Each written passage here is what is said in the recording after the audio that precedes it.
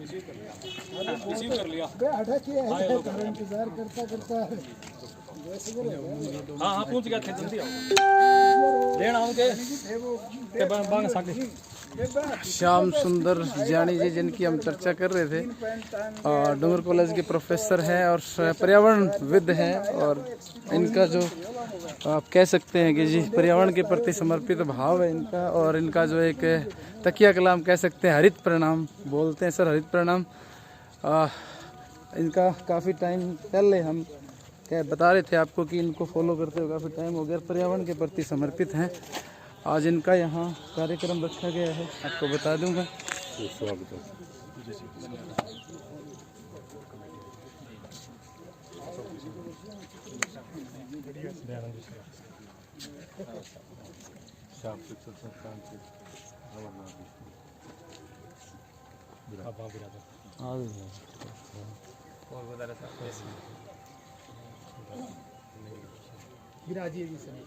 मरम जी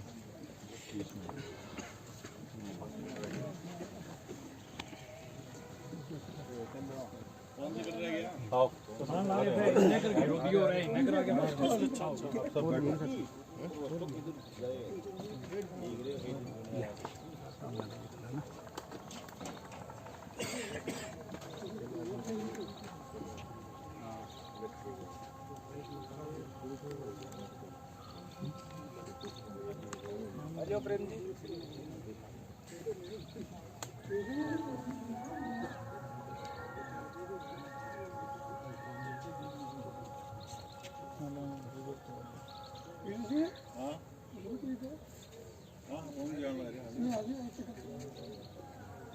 पानी पिलाओ खड़ा उड़ना बुला लो पानी पिलाओ चार गाड़ियाँ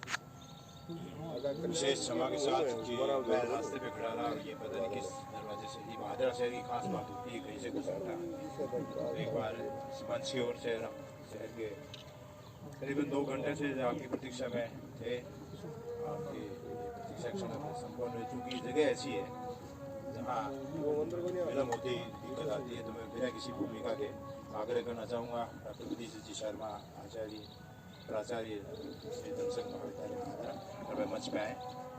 श्याम शिक्षण संस्थान के चेयरपर्सन श्री महाराज जी आप भी मंच पे आए।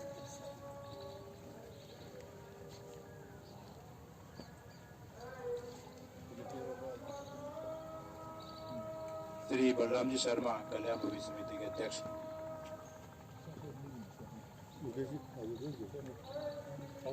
श्री अनिल शशांक राममूर्ति सेवा मैं आग्रह करना चाहूँगा रतनलाल जी चाचान कटे आदमी मंच पे मजबूत करने के लिए जरूरत पड़ती है। सेवानिवृत्ति के उपरांत सेवा से मैं प्रधान पाठशाला प्रभारी से निवेदन करूँगा कि आप मान्य बनकर ज्ञान जी का स्वागत करें।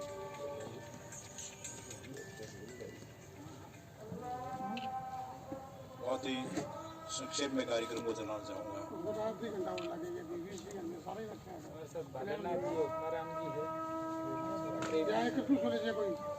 भादरनाथ जी, कुमाराम जी और प्रेम जी सहार मंच पर आसीन अतिथियों का भी हम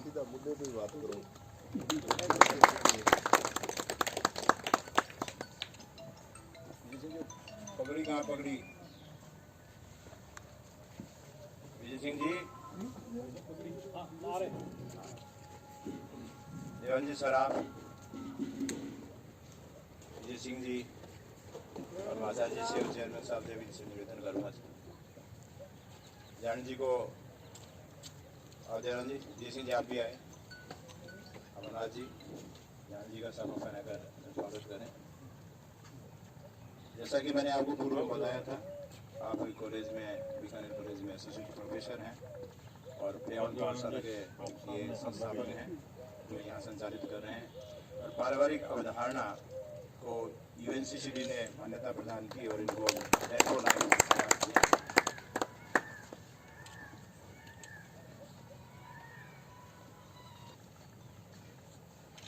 चंद्र जी आप आओ।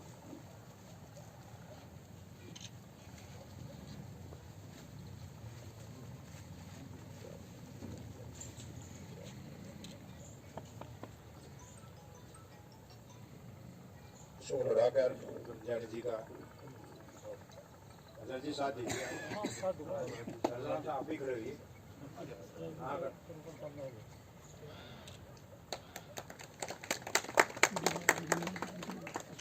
अब मैं आग्रह करना चाहूंगा कि संक्षेप अनुबंधन जानी जी अपना प्रदान करें।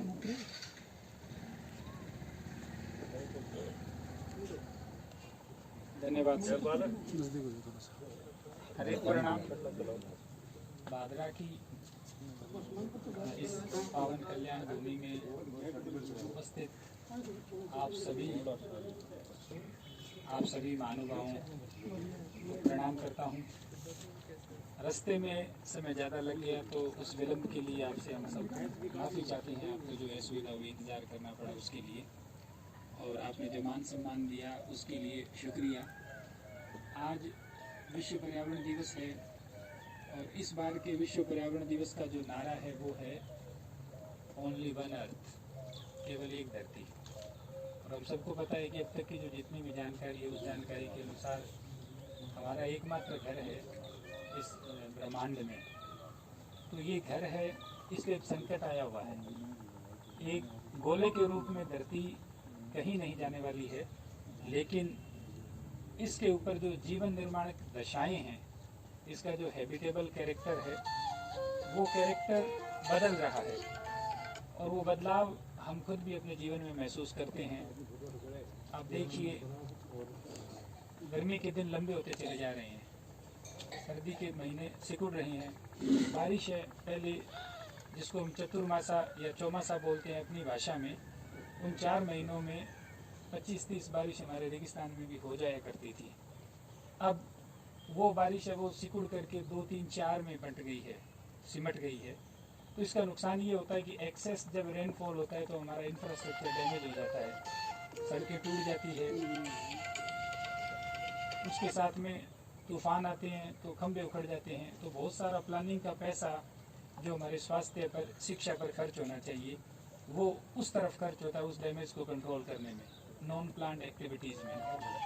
तो उसका जो अल्टीमेट भार आता है वो आम आदमी पे आता है। उससे हमारे स्कूलों में शिक्षक कम हो जाते हैं, हॉस्पिटल्स में डॉक्टर्स कम हो जाते हैं। अभी कोरोना में हमने देखा कि किस तरह से हमारे यहाँ ऑक्सीजन तक नहीं थी। हमने देखा बहुत लोग ऑक्सीजन की कमी की वजह से अकारण मृत्यु का शिकार हुए। तो ये सब ऐसे मुद्दे हैं, हम अगर पर्यावरण को ठीक करें तो इन सब का समाधान किया जा सकता है। तो पर्यावरण का जो पूरा का पूरा एक चक्र है वो 1, 2 या 5 चीज़ नहीं है। ये बहुत महीन, एक जैसे मकड़ी का जाला होता है ऐसे एक महीन जाला है और इसके बहुत सारे आयाम हैं और ये आयाम हमारे जीवन को अलग अलग रूपों में प्रभावित करते हैं। तो हम सब के लिए बड़ा ज़रूरी है। देखिए, हमारे शास्त्रों में बहुत अच्छी अच्छी बातें लिखी गई है, हमें क्या करना चाहिए और क्या नहीं करना चाहिए। इसको लेकर के हम लोग धार्मिक क्रियाकलापों में भी अपना समय देते हैं, संसाधन देते हैं, एक बात युग धर्म को लेकर के भी हमारे ऋषियों मुनियों ने बार बार कही है। युग धर्म का मतलब ये होता है कि हम देखें कि हम जिस युग में जी रहे हैं उस युग की डिमांड क्या है। सत्संग शब्द जिससे हम सब परिचित हैं, सत्संग का मतलब होता है कि हम जो हमारे आसपास के मुद्दे हैं उनको लेकर के बैठे और विचार करें। हम अभी जो विचार करें ये एक सत्संग है। हमने सत्संग को एक अलग स्वरूप में समझ लिया। और धर्म की एक तो आध्यात्मिक उसका पक्ष होता है, एक होता है उसका व्यावसायिक पक्ष।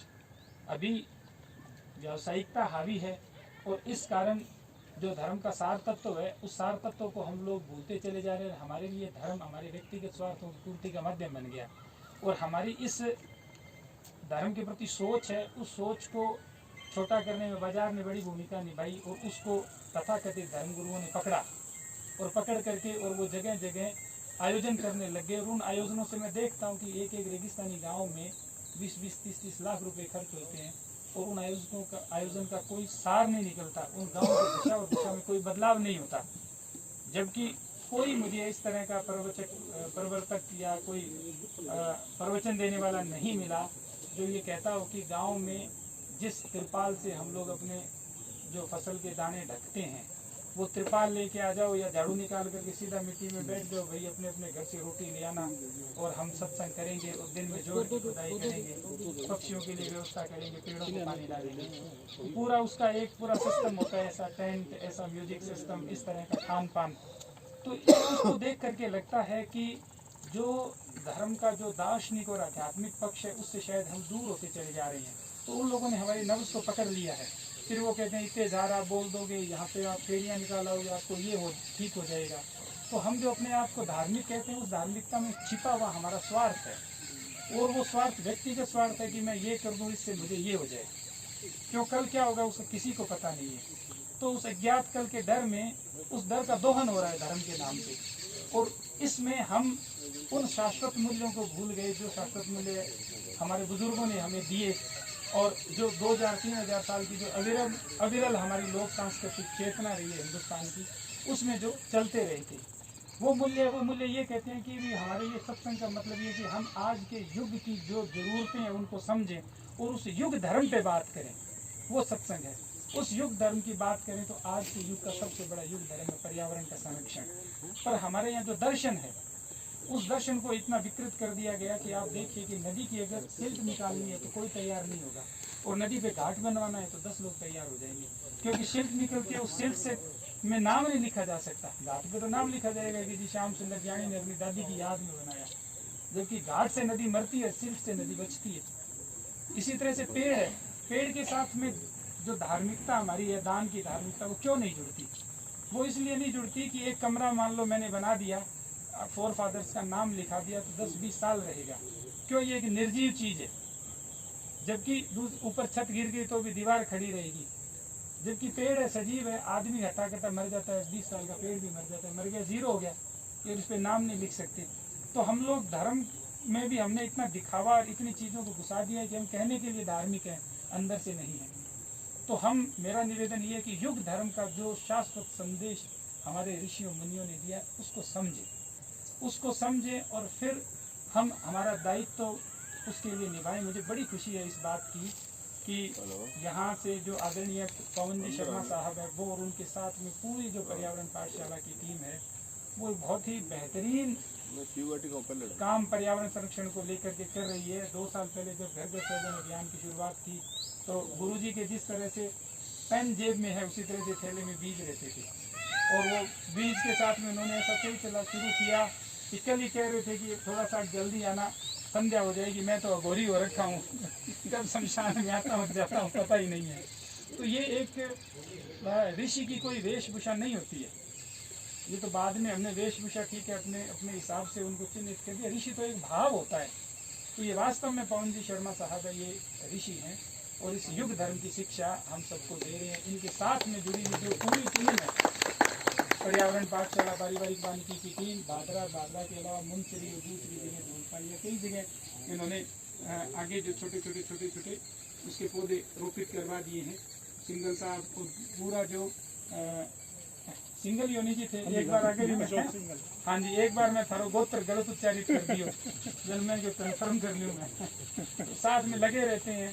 तो ये जो एक सिलसिला है, इस सिलसिले से बेसिकली हमारे यहाँ जो मैं अभी अफ्रीका गया हुआ था, आइवरी कोस्ट, तो वहाँ पे मैंने एक चीज़ देखी कि वहाँ वो फ्रेंच कॉलोनी था, जैसे हम ब्रिटिश कॉलोनी थे उस तरह से। तो वहाँ पे आइवरी कोस्ट में सिर्फ रंग ही उनका था, बाकी कुछ भी नहीं, सारा का सारा फ्रांसीसी। वहाँ जाके मुझे पता लगा कि सांस्कृतिक जो आक्रमण होता है और सांस्कृतिक प्रदूषण होता है वो क्या होता है। हम तो बहुत उनके मुकाबले देखे तो हमारी 2000 साल पुरानी चीज़ें, परंपराएं, उनको आज भी हम जी रहे हैं। तो ये क्यों जी पा रहे हैं? तो मैंने, क्योंकि मैं समाजशास्त्र का विद्यार्थी हूँ, तो मुझे ये मेरे मन में ख्याल आया, सवाल आया कि ये क्यों हो रहा है। तो जो मुझे मेरे मन ने उत्तर दिया, वो उत्तर ये था कि हमारे बुजुर्गों ने उस अविरल प्रवाह को आगे बढ़ाते रहे। वो जैसे एक बैटन रिले जो होती है, उसमें बैटन आगे से आगे पकड़ा देते हैं, उस तरह से ये एक प्रवाह चलता रहा। वो लोग जड़ों से कट गए, और जड़ों से कट गए इसलिए वो अपनी संस्कृति से हट गए, जबकि हमारे यहाँ वो चीज़ है नहीं, इसलिए एक अविरल प्रवाह लगातार चलता जा रहा है। तो इस चीज़ को, ये जो विचार है, भाव है पवन जी का और साथियों का, उससे आप सब भी जुड़े हैं, आपके मन में भी कहीं ना कहीं उस भाव को लेकर के सम्मान है, इसीलिए आप लोग ने अपना इतना समय दिया है। किसी भी कार्यक्रम में समय देने का मतलब होता है जीवन देना, क्योंकि हम जीवन का अपना हिस्सा देते हैं। तो ये इस भाव को हम आगे से आगे फैलाएं। जो बीच में कुछ नई चीज़ें, संचार के साधन जो आ गए हैं, टीवी, मोबाइल, उन सब ने हमारी उन परंपराओं को किसी न किसी रूप में संचार के माध्यम में उन्होंने उसको एक बाधक के रूप में प्रभावित किया है। तो हम इस चीज़ को समझें, और इसका जो तरीका है वो तरीका ये है कि हम 24 घंटे में से घंटा आधा घंटा समय अपने आसपास के लिए निकालें, और उस समय में हम पर्यावरण की बेहतरी का काम करें। अगर हम पर्यावरण की बेहतरी का काम करते हैं तो उसका हर एक के ऊपर इम्पैक्ट पड़ता है, क्योंकि हम अगर पर्टिकुलर किसी जीव के लिए करते हैं तो वो जीव, हमने जैसे गाय को चारा डाल दिया, पुण्य का काम है, अच्छी बात है, लेकिन उससे भी बढ़िया बात यह कि हम हमारे आसपास को ठीक करते हैं तो वो गाय खुद उसको प्रचुरता में चीज़ मिले, वो सक्षम हो जाए, वो हमारे चारे की मोहताज न रहे। इस तरह के काम करने की ज़रूरत है। उसको हम कहते हैं सस्टेनेबल वर्क। और सस्टेनेबल वर्क का तरीका ये है कि हमारे आसपास की जितनी भी सार्वजनिक ज़मीन है, उन ज़मीनों पे हम हमारे देशज पेड़ लगाएं, जो हमारे इस रेगिस्तान की भूमि में हो सकते हैं। साथ ही साथ में उसमें हम जो सेवन, दामन, बूर हमारी घास है, वो घास उगाएं। हमारे घर में हम फलों के पेड़ लगाएं, क्योंकि हम जो भोजन खा रहे हैं वो हमारा भोजन है, उसमें गुणवत्ता नहीं है। हमारे दूध में उतनी गुणवत्ता नहीं रही, क्योंकि पशु आहार है वो हमारा प्रदूषित हो गया। तो वो गुणवत्ता न रहने के कारण हमें कुपोषण आ गया। आज ग्लोबल हंगर इंडेक्स में आप देखें तो हम बहुत नीचे हैं। भारत के 4 सबसे जो कुपोषित राज्य है उसमें राजस्थान एक है। तो हमारे घर में फलों के पौधे होंगे, हमारे बच्चे खाएंगे, पक्षी उनको खाएंगे, तितलियाँ आएंगी, मधुमक्खी आएंगी, पर्यावरण को लेकर के, और हमारी समझ समृद्ध होगी। जब हमारी समझ समृद्ध होगी पर्यावरण को लेकर के, तब हम पर्यावरण को जीना सीखेंगे, उसको महसूस करना सीखेंगे। इसी का नाम पारिवारिक वानिकी है कि हम पेड़ को अपने घर में हरित सदस्य के रूप में जगह दे करके और उससे जुड़े। जब उससे लगाव होगा तब वो पेड़ कटेगा तो दर्द होगा। आज अगर पेड़ कटता है तो पवन जी है या ओम जी ढाका साहब बैठे हैं, अभी सरकार ने, मुझे बड़ा दुख हुआ कि इनको बहुत दूर भेज दिया। तो पवन जी के भी निश्चित रूप से इस बात को लेकर के निराशा थी। देखिए कितने अच्छे शिक्षक है कि सारे बच्चे आ गए रासलाना स्कूल में, जहाँ से इनका ट्रांसफर हुआ, वहाँ कितना एक सुंदर इन्होंने एक उपवन बना रखा है ढाका साहब ने। अब इन्होंने वो मुहिम जिसको करना है वो करता है, वहाँ जोधपुर में शुरू कर दी है। लेकिन ये जो इनके मन में संवेदना है, पेड़ को क्या नुकसान होता है, उससे कितना दर्द होता है, ये कोई इनसे पूछे, पवन जी से पूछे। तो बेसिकली वो संवेदना तब आती है जब हम जीना शुरू करें। एक बड़ी जो नासमझी है, वो नासमझी ये है कि हमने पेड़ को इवेंट मान लिया। बहुत सारी जगह देखते हैं कि पौधा लगाया, फोटो खींची और जयराम जी की। पेड़ इवेंट नहीं है। जैसे ही हम पौधा लगा के सोचते हैं कि फोटो होगी, काम खत्म हो गया, हाथ दोबार चला, दरअसल काम उसी समय से शुरू होता है। इस चीज़ को हमें समझने की ज़रूरत है। इस चीज़ को जब हम समझ लेंगे तभी हम उस पौधे को पेड़ बना पाएंगे। अगर पेड़ नहीं बनाते हैं तो उसको लगाएं ही नहीं। और सिर्फ बात पेड़ तक ही नहीं है, हमारे जो जितने भी रीति रिवाज, हम कोशिश ये करें कि उनको हम पेड़ों से तो जोड़े ही जोड़ें। हर एक घर में जो भी सुख दुख का अवसर आता है उस अवसर पे हम पेड़ लगाएं, पेड़ दें। साथ ही साथ में हम और भी पर्यावरण संवेदनशीलता, जैसे आजकल हम देखते हैं कि शादियों में 20-20, 30-30 हज़ार के पटाखे चल जाते हैं। हम जो भी कार्ड छपवाते हैं उस पर लिखते हैं शुभ विवाह। किसी के भी विवाह खाली शब्द आज तक मैंने तो नहीं देखा, शायद आपने भी नहीं देखा होगा। और अशुभ तो कतई को लिखता ही नहीं कि जो कोई प्रिंटिंग मिस्टेक हो जाए तो आप ऊपर चढ़ जाएंगे भी नहीं, ओके लिख दियो। जबकि जिस विवाह में पटाखे चलते हैं वो सारे के सारे अशुभ विवाह है। वो अशुभ विवाह कैसे है कि जैसे ही पटाखा चलता है तो जिस जगह पे वो चलता है तो हमारी जो मिट्टी है वो सबसे ज्यादा जीवों का घर है, उतनी जगह काली हो जाती है। देखते हैं ना, चाहे रोड पे ही चलाओ वहाँ कुछ मिट्टी का अंश होगा तो सूक्ष्म जीव असंख्य मर गए उसी समय। कोई पक्षी बेचारा घोंसले में बैठा है, कोई छोटा बच्चा है, जैसे पटाखा चलेगा, आज अपन बात कर रहे हैं एकदम से यहाँ धमाका हो जाए, आधा जना कुर्सी नीचे पड़ जी चमकती है। क्यों? क्योंकि हम हमारे सहज भाव में बैठे हैं। तो वो उसमें से पक्षी है, कोई अंडा फूट जाता है नीचे, कोई पक्षी गिर जाता है, घायल हो जाता है, मर जाता है। तो कुल मिलाकर के जिस शादी में पटाखे चलते हैं तो दूल्हा जब मंडप में प्रवेश करता है तो वो असंख्य निर्दोष जीवों को आतंकित करके और उनको मार करके उन सब का जो बोझ है, पाप है, वो सिर पे लेके प्रवेश करता है। तब आप बताइए कि वो शादी कैसे शुभ होगी? वो शुभ विवाह है ही नहीं। तो हम पर्यावरण संवेदी बने, वहाँ पैसा बर्बाद न करें, उस पैसे को हम दूसरी जगह इस्तेमाल करें। इसी तरह से हमारे जो त्यौहार हैं, हमारे त्यौहारों पे भी हम प्रयास करें कि हम उनको ज़्यादा संवेदनशील बनाएं। दिवाली के ऊपर जो पटाखे चलते हैं, बात करते हो तो कहते हैं ईद पर तो कौन बोलो, बी पर बकरा बड़ा, बी पर तो कौन बोलो, मतलब हम कुतर्क कर लेते हैं। हम ये देखेंगे हम कर रहे हैं। मुझे एक ने कहा, मैंने कहा भाई मैं तो बकरा काटता ही नहीं हूँ, मैं तो पटाखे चलाता था। 8वीं में मेरे को समझ में आ गया कि ये पटाखे चलाना ये गलत है, क्योंकि दिवाली तो भीतर से रोशन होने का त्यौहार है। ये 12 भट्टा रोशनी करा भी उनकी सारी को, और भीतर से रोशनी है वो बड़ी मुश्किल है, इसलिए हम बाहरी रोशनी से तीसरी कर लेते हैं। तो मेरे को समझ में आ गया, मैंने बंद कर दिया। मैं अगर बकरा काट रहा होता तो मैं बकरे की बात करता, मैं तो ये पटाखे छोड़ता, मुझे लगा कि ये गलत है, मैंने बंद कर दिए, मैं मेरे तरीके से बनाता हूँ। तो हम जो भी है उसमें हम पतंग उड़ाते हैं, कितने पक्षी घायल हो जाते हैं पतंग से। हम हमारे एंजॉयमेंट के लिए बात करते हैं, ऑस्ट्रेलिया में बहुत उड़ाते हैं। ऑस्ट्रेलिया वालों को तो अपन जाके नहीं रोक सकते, खुद को तो रोक सकते हैं। तो इन चीज़ों को हम समझें। वास्तव में जो युग धर्म और हमारे धर्म का जो आध्यात्मिक मर्म है, उस मर्म को अगर हम पकड़ें तो मेरे ख्याल में हम अधिकाधिक पर्यावरण संवेदी होंगे। क्योंकि हमने हमारी जो लोक मान्यताएं हैं उनमें भी इतना बिगाड़ कर दिया कि मैं पेड़ में पानी नहीं डालूंगा, और कोई कह देंगे कि जी तेल डाल दो, शनि ठीक हो जिसी तो रोज डाल दूंगा, बिन जरूरत बापड़ा ने पानी की अरिया भी बांध बांध बांध बांध डोरा और बिन भर दूंगा। तो ये थोड़ा सा हमें इन चीज़ों को लेकर के सोचना होगा। बहुत शुभ अशुभ भी चलते हैं कि ये पेड़ शुभ होता है, ये अशुभ होता है। सबसे ज़्यादा अशुभ तो मनुष्य है, खा गया पूरे एनवायरनमेंट को। पूरी दुनिया में एकमात्र हम ऐसे क्रिएचर हैं जो इम्बैलेंस करते हैं इकोसिस्टम को, बाकी हर जो लिविंग बीइंग है वो बैलेंस करता है। तो हम खुद को ख़त्म करें ना।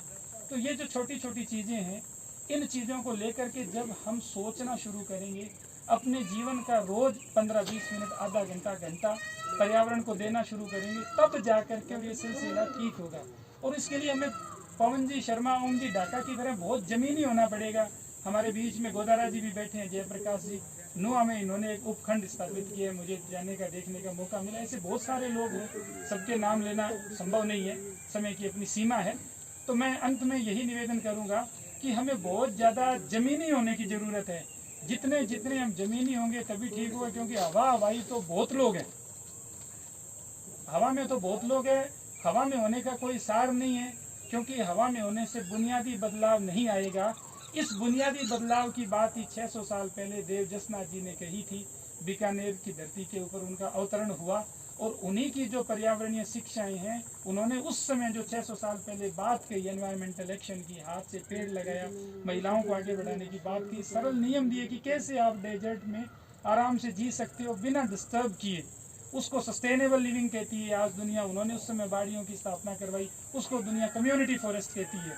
उस विचार को दोबारा से हम हमारे लोगों के बीच में लाएं, विशेषकर उन परिवारों में जो परंपरागत रूप से जसनाथ जी से जुड़े रहे हैं। साथ ही साथ में ऐसे लोग जो जसनाथ जी से उस रूप में परिचित नहीं है, उनको बताएं। और अभी अभी हमने 2 महीने पहले खनन माफियाओं से उनकी जो अवतरण स्थली है 294 बीघा जमीन डाबला तालाब की लूनकरण सर तहसील में, उसको मुक्त कराया है। तो वहाँ पे एक हम जैव विविधता, वृक्ष विविधता वाला एक मरु उद्यान बनाए, जो कि पर्यावरण का तीर्थ बने और विश्व मानचित्र पे आए। उस सब को लेकर के और हम 100 गाँवों की यात्रा के ऊपर निकले हैं। उसी सिलसिले में आप सबके दर्शन करने का आज हमें मौका मिला, और जिसके लिए हम पवन जी शर्मा साहब और पूरी टीम के आभारी हैं। और हम साथ ही साथ जाड़ का बीज लेकर के चल रहे हैं। जाड़ जो है वो रेगिस्तान का सबसे सस्टेनेबल वुड है, जिसकी 800 से 1000 साल उम्र होती है। वो बीज हम दे के जाएंगे। यहाँ की जो जन पौधशाला है उसमें पौधे बने, और हम जितने भी सार्वजनिक स्थान है उन सार्वजनिक स्थानों पे वो पौधे लगाएं, ताकि आगे जा कर के वो पूरा एक सघन वन क्षेत्र बने। अंतिम निवेदन मैं ये करना चाहूँगा कि पवन जी शर्मा साहब और इनके साथ में जो लोग हैं वो चुनिंदा लोग हैं, कुछ लोग, इस मुहिम को हर एक व्यक्ति के समर्थन की जरूरत है। तो मेरा आपसे आग्रह है कि आप सब इस पारिवारिक वानिकी पर्यावरण पाठशाला की जो मुहिम है, इस मुहिम का हिस्सा बने, अपने हिस्से का तन मन और धन से योगदान दें, क्योंकि ये योगदान दे पाएंगे। मैंने पवन जी शर्मा साहब से कई बार कहा, मेरे बहुत सारे मित्र हैं देश और दुनिया में, वो ये कहते हैं हमें भी मौका दो। तो मैंने शर्मा साहब से कहा कि मैं थोड़ा सा कुछ आर्थिक मदद करवा देता हूँ, ताकि आपकी सहूलियतें हैं वो थोड़े काम में सहूलियतें बढ़ जाएं। तो शर्मा साहब उस बात से आपने एक पास रख दो, शर्मा जी सारा दे देगा। तो वो एक कोई थैली में या एक कपड़ा में, तो वो जो मैं इनसे बार बार इस बात के लिए निवेदन कर, इनके मन में एक शंका, 2 मिनट और मतलब इनके मन में, शर्मा साहब के मन में एक शंका लगातार रही कि नहीं, अगर कहीं से कंट्रीब्यूशन आएगा तो लोग ये न समझ लें कि भाई शर्मा साहब है, ये तो पहले काम शुरू किया और अब इनको पैसा आ रहा है, कहाँ से आ रहा है, यहाँ से आ रहा है, वहाँ से आ रहा है। तो मैंने कहा कि देखो, आप अपनी जेब से लगा रहे हो, अब कौन सा आपको सर्टिफिकेट दिया जा रहा है कि आप जेब से जो कि आपकी सैलरी है या आपकी पेंशन है वो आपके बच्चों के लिए, परिवार के लिए। मैंने ये मूर्खता की 20 साल पहले, मैं तो इस पर चल पड़ा, वापस नहीं मुड़ सकता। पर मैं ये चाहता हूँ कि बाकी ये कष्ट जो है वो न भोगें। तो आपके ऊपर दूसरे पारिवारिक दायित्व हैं, उन दायित्वों का आप निर्वाह करें, और इसलिए आप इस बात के लिए हामी भरें। लेकिन लगातार प्रयास के बावजूद ये हामी नहीं भर रहे हैं। तो मैं ये निवेदन करता हूं कि आप सब लोग जुड़े, क्योंकि इनके मन, जो आदमी बहुत अच्छा और सच्चा होता है उसको फिर कोई प्रश्न चिन्ह है वो उसको मंजूर नहीं होता, और दाग जो होता है वो सफ़ेद कपड़े पे ज़्यादा चिपकता है। तो ये इनका व्यक्तित्व है वो एकदम सफ़ेद कपड़ा है। तो इसलिए ये इनको कतई मंजूर नहीं है कि कोई किसी तरह की हल्की बात कह दे। हालांकि हल्की बात जो है वो अक्सर वही कहते हैं जो खुद हल्के होते हैं। पर मेरा आपसे निवेदन है कि आप सब लोग जुड़ें तो इस चीज़ को मजबूत कर पाएंगे। फिर मैं भी इनके ऊपर दबाव बनाने में कामयाब हो जाऊंगा कि बहुत सारे लोगों का जब एक अपा मारवाड़ी में जो के वहाँ दिनाप हो जाएगी तो भी उनकी कि अन्य बिना लाइक की भी अब शायद कोई आरोप प्रत्यारोप कौन लागे। तो इस तरह की मुहिम को हमें मजबूत करने की और उसको और ज़्यादा सपोर्ट देने की ज़रूरत है।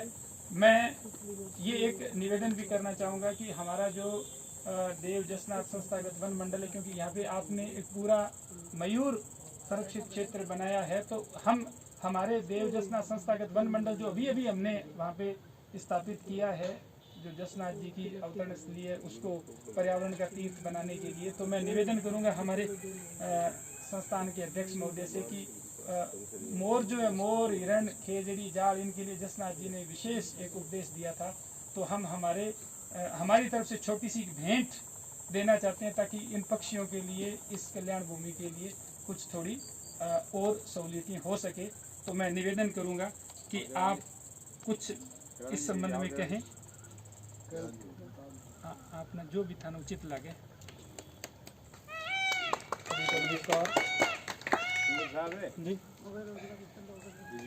जसनाथ जी महाराज ने जीव रक्षा के लिए और पर्यावरण के लिए सबसे बड़ा काम किया है। तो उन्होंने हिरण और मोर की रक्षा के लिए विशेष रूप से हमारी मदद की है। तो आपका ये मोर सुरक्षित क्षेत्र देख के हमारा बहुत खुशी की बात हुई। आपके लिए इसके लिए बहुत बहुत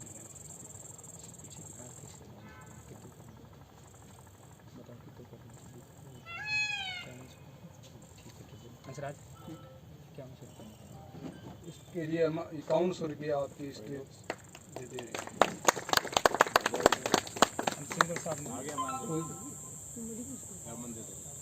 बहुत धन्यवाद, आपने समय दिया, मान सम्मान दिया, सुने। इसलिए मैं उम्मीद करता हूँ कि ये चेतना पूरे बादरा और दूसरी जगह आगे इस तरह से फैलती रहेगी। धन्यवाद।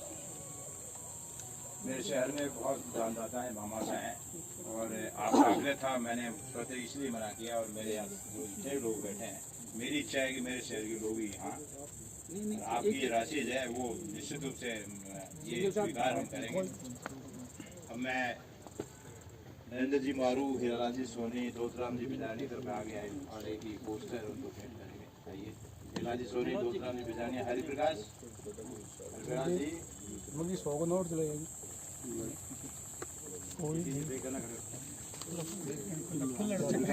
और ले लो नगर पार्षद शशिकांत जी और आज विकास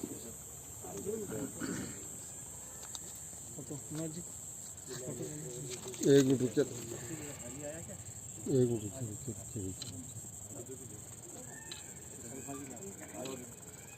ये वो पोस्टर है जो जिसको तैयार किया गया है।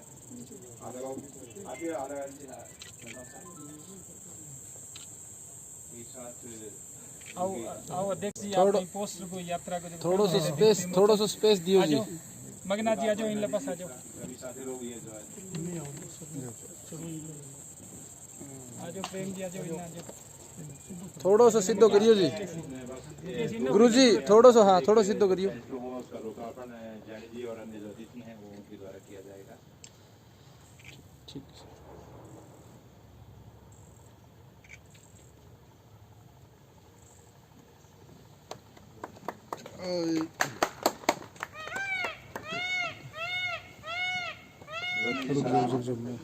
राजेश सर यहाँ आइए एक बार। आइए जूनी सिंह जी, जैनी जी, देवान जी सर हमारे मजबूत कार्यकर्ता हैं, इनका साफा पहनाइए आप। जी जी जैसे घट्टे घट्टे हैं वैसे भी मजबूत हैं।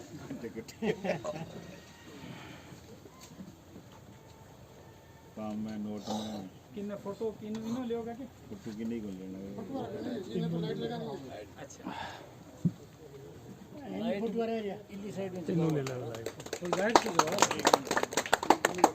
मैं आगे करूँगा प्राध्यापक ओम प्रकाश जी ठाकुर आगे आइए।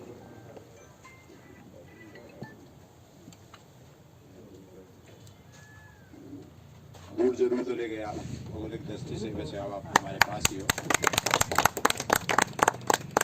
और अब मैं आप सभी से निवेदन करना चाहूंगा कि विजय जी आगे ले चलो उधर, एक बार थोड़ा सा अंधेरे में चलना पड़ेगा। आइएगा, सभी लाइटें लगा दी है सबके पास है। आइए।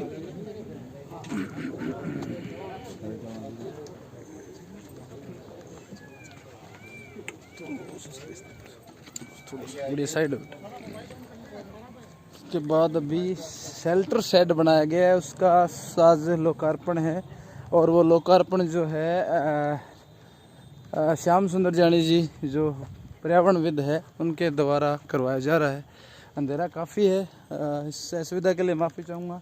और यहाँ जो मैंने पहले ही आपको बताया था कि मतलब जो शमशान भूमि की जगह कमेटी है ना, वो दिल जान समर्पित है। और जो उरे शिकायत बताई कि कुत्ता जगह है, हिंसक कुत्ता जगह है, वहाँ बचाने खातर शेल्टर शेड जगह है बनाया गया है।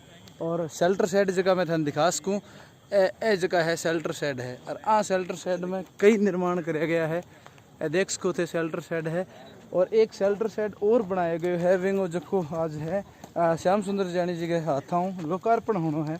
और वेंगे लिए क्या और हमें थोड़ी सी जानकारी ली कि हिंसक जो कुत्ता है वहाँ जानवर बचाने खातर शेल्टर शेड बनाया गया है। और मोरा की जगह संख्या है 2-4 होया करती, आज कम से कम 90-100 जो मोर है उरे है। और वह भी एक कैस का मेहनत है। और उरे की जगह टीम है वह कैस को थे काम इतना लगन जो को काम करने लग रही है, वह कैस का आप तो ज़्यादा से ज़्यादा वीडियो शेयर करो। आज पर्यावरण का मतलब एक पर्यावरणविद जो एक बहुत कैस का प्रोफेसर डूंगर कॉलेज का जिसने दूर दूर देश विदेश तक जानकारी है, आज थाने बीच में आने मौका मिल रहे है। और थे चीज़ वीडियो ने शेयर करो। और पर्यावरण हाँ सब कुछ जो है ना समर्पित जो है अपना सब कुछ समर्पित करके आज इन्होंने आज एक यात्रा शुरू करी, लूणकण सरगट डावला तालाब में शुरू करी। और अब तक जो है लगातार ये आपकी यात्रा पर निरंतर लगातार है। और आज भादरा में आने को सौभाग्य मिले हैं। हम पहले भी है कई बार पवन जी गुरु जी बता रहे हैं कि कई बार आंगो इन्हें मुनसरी साइड और नुआ साइड आने को मौका मिले है। तो मैं थाने फिर कहूँ वीडियो ज़्यादा से ज़्यादा शेयर करो। और कैश को थे एक बहुत बड़ी उपलब्धि आंकन है और अवार्ड भी सम्मानित है बता रहे हूँ। आज और जगह है शेल्टर साइड को जो है लोकार्पण करना आ रहे हैं, मैं थाने दिखा रहा हूँ।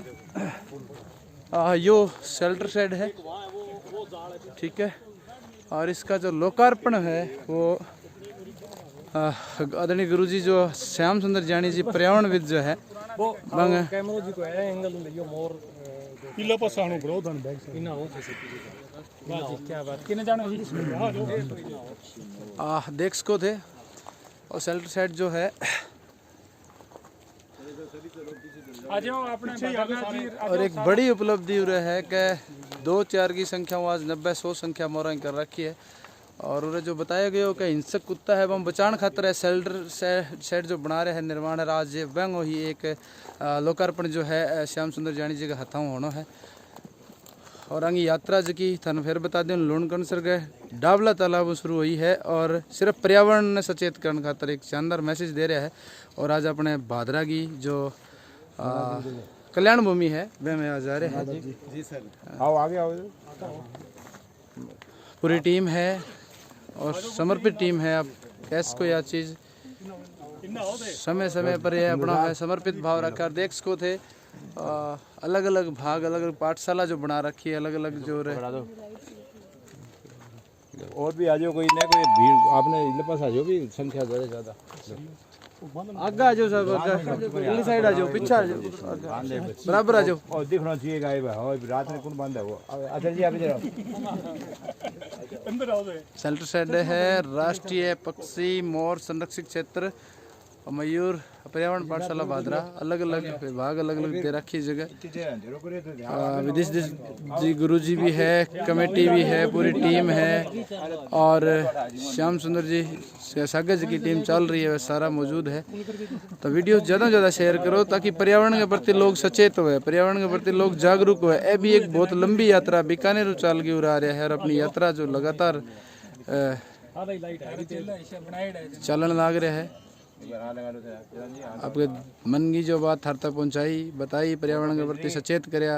फोटो मेरे कने घर में तो लाइट फोटो वाला कोई मोबाइल है वीडियो चल रहा है ये फोटो खींच लो बनगी साले जी थे भी खींच लेगा। वीडियो ज़्यादा से ज़्यादा शेयर करो पर्यावरण के प्रति सचेत करो। जो यात्रा में है अंग एक बड़ी यात्रा है जकिन केस को थे। देखो समय अभाव था विचार ये था कि ये 1.5-2 घंटे कार्यक्रम चलता लेकिन फिर भी ये समय जो रहा और जितने भी लोग यहाँ रुके हैं मैं उन सबका आभार व्यक्त करना चाहूँगा। हाली पर बांध दो लाइट ऑफ हो गई वीडियो है ज़्यादा से ज़्यादा शेयर करो ताकि लोग पर्यावरण के प्रति सचेत हुए। और आगे यात्रा जो की है यात्रा को प्रचार करो। लंबी यात्रा चल रही है आगे और पर्यावरण ने समर्पित है और आगा जो टाइम टू टाइम विचार है वह सुनने मिले। वीडियो ज़्यादा से ज़्यादा शेयर करो। धन्यवाद। क्या प्रभु जी